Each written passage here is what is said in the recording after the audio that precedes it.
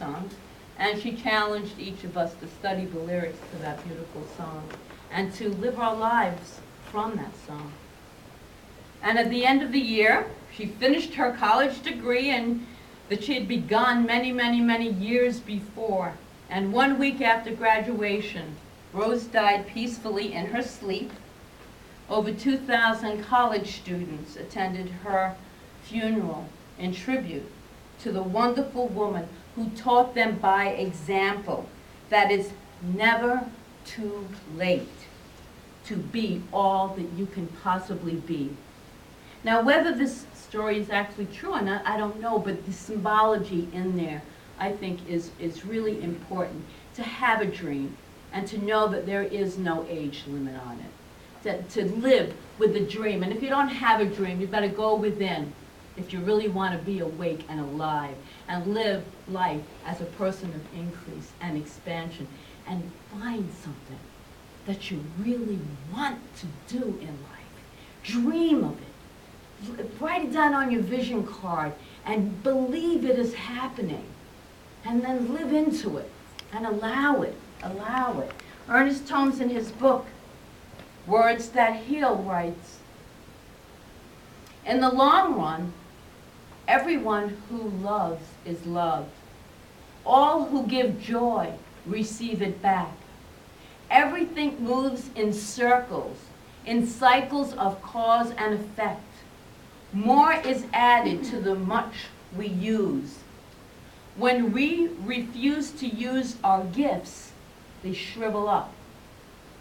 When we refuse to use our gifts, they shrivel up. The divine flow is short-circuited. The one who gives for the joy of giving will receive back even more joy than he gave out. Ever as the volume increases, the circle will increase. In order to live more and more in that certain way, I ask, how might you, in your life, bring more increase to every interaction you have? How? Maybe by offering someone to help them with a package that might be too heavy. Maybe by not cursing someone out on the road or cutting them off. Maybe by just a smile to someone that looks like they might need it. This is giving of ourselves. This is shifting energy. It doesn't have to be a big, huge thing. It could be the smallest gift. As Barry said in the gratitude journals, there is so much for us to be grateful for. There is so much in that gratitude for us to give to someone else. A hug when you walk in. I am so grateful that I got that great hug today. Made my day. Harv Eker's abundance training, he says that we shouldn't promise low and deliver high. We should promise high and deliver higher. Greater, more expansive thinking. This is all expansive thinking. The second certain way that Wallace Wattles speaks of is hold with faith the purpose, the vision of yourself in the better environment. This is talking about the vision for your greater life that we talked about in the last 2 weeks when we were doing the visioning. But act upon your present environment with all your heart and with all your strength and with all your mind. So do all you can with what you have right where you are. I love that. So do all that you can with what you have right where you are.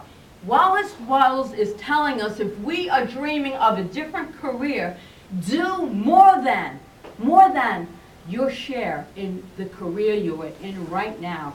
But think and vision of what it is you want to manifest. And that will raise the vibration, and you will raise up to that frequency of attracting that perfect job that you do want into your life. Many people have these occupations, and you see the patterns where they can't stand their job, and they hate their job, but they can't wait for the dream job, because they know what the dream job is. But in order, he's saying, to think in a certain way, in order to attract that job where you really feel this going to fulfill you, act right where you are. Act right where you are with expansiveness, doing more than your share.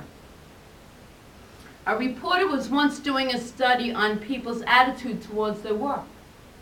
So he went to the construction site of a new church being built. He went to the first man and asked him what he was doing. The first bricklayer didn't even look up and says, "What does it look like I'm doing in this hot sun?" The reporter then went to the second bricklayer and said, "What are you doing?" He looked up and he said, "I'm creating a wall."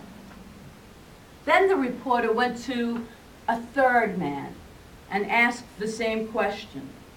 And when he heard that question, this man didn't just stand up to answer. He stood up proudly and he said, "I am building a cathedral to God."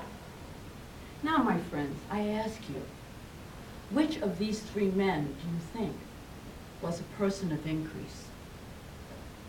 The third man, of course, the third man, building a cathedral to God. So that's in that statement. Do all you can with what you have, where you are.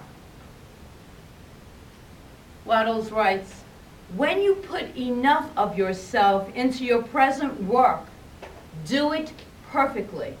Your surplus power will extend your work into a larger field. It is also essential that you should have in mind what you want. Goes back to that again. Know what you want, so that your surplus power may be turned in the right direction. Form a clear conception of what you seek to accomplish, but do not let what you seek to accomplish interfere with doing perfectly what you have to do now. Your concept of what you want is a guide to your energies and an inspiration to cause you to apply them to the utmost in your present work. Live for the future now, he writes. And you can see how this man's book influenced Rhonda Byrne. How she got her on that pathway and made that movie, The Secret. It inspired her fully, completely changed her whole life. So this really is a process of evolution that we are all involved in. As Waddles suggests, that the very process of evolution is caused by an excess of life, abundance of life. This is the truth, scientific. When an organism has more life than can be expressed in the functions of its own plane, it develops the organ of a higher plane, and a new species is originated. This is how science works, right?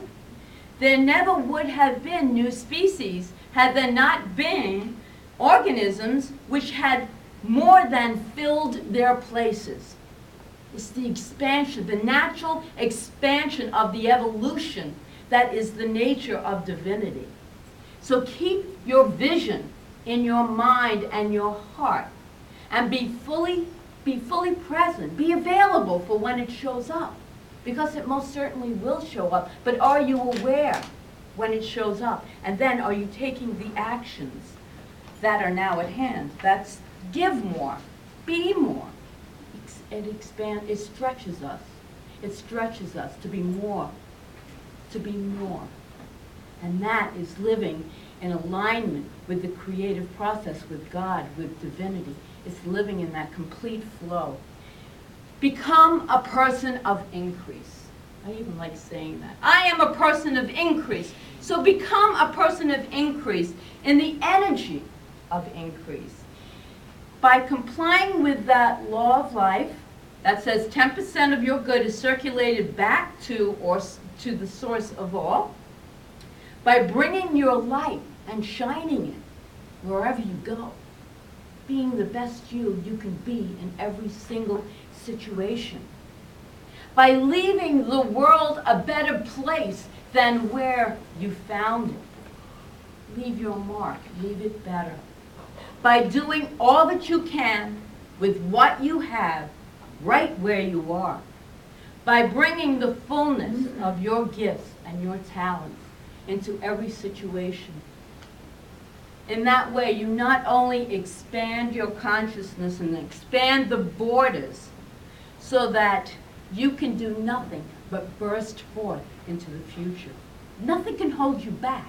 Once you set your mind on something, nothing, no condition, nothing can truly hold you back but your own thought of lack and limitation. It's the only thing that can hold you back. So we're here to talk about being people of increase, and that's expansion. So we're expanding. Let God be God in you, as you, and through you. And then you are living with that license of a higher order of being.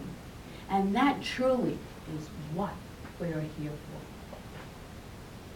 So let's begin increasing, expanding,